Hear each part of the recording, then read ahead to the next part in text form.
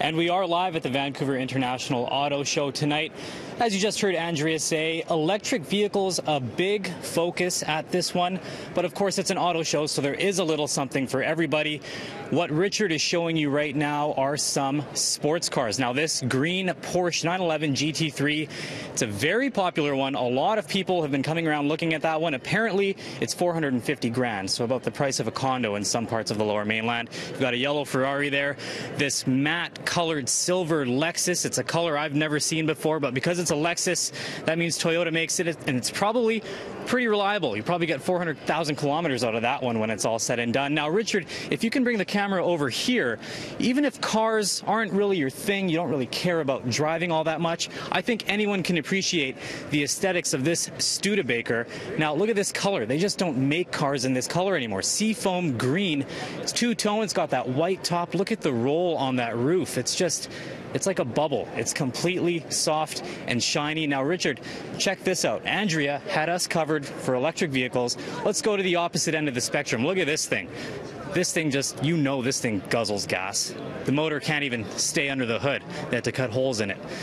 And look at all those decals. Now, this whole car show opened up about 2 hours ago to the public. It's already very busy. We caught up with a lot of people just to see what they were most excited to check out here tonight.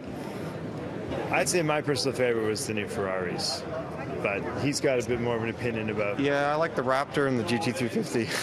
I want to compare vehicles. I'm looking for a new car, and so I want an SUV.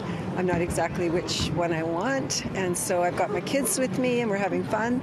I've seen those supercars upstairs were big giant spoilers. I like the Ferraris and the Lamborghinis upstairs. Some of the Kias look cool too. They look very nice. Now, another interesting vehicle here tonight is not new. It's not electric. It doesn't have any cool bells and whistles, but is it ever historic? The 1980 Ford Econoline van. It's what Terry Fox used during his 143-day, 5,300-kilometer Marathon of Hope. This was a last-minute addition to the show as it was just being packed up after an exhibit wrapped up in Prince George earlier this year. And the van, of course, it has a lot of special meaning for many British Columbians. A reaction of amazement, of awe. For example, we've actually used it as a prop in a Marathon of Hope musical, and when it comes out on stage, people cheer for it. I mean, it gets a standing ovation. That's what it evokes. That's the emotion it evokes, and it's because it was there for every Marathon of Hope mile. It was there for Terry, and it was his home. It was his office. It was his place to get away, and so it's a very important piece in terms of the story, the Marathon of Hope story. The Marathon of Hope van is now looking for a permanent new home to help preserve Terry's legacy.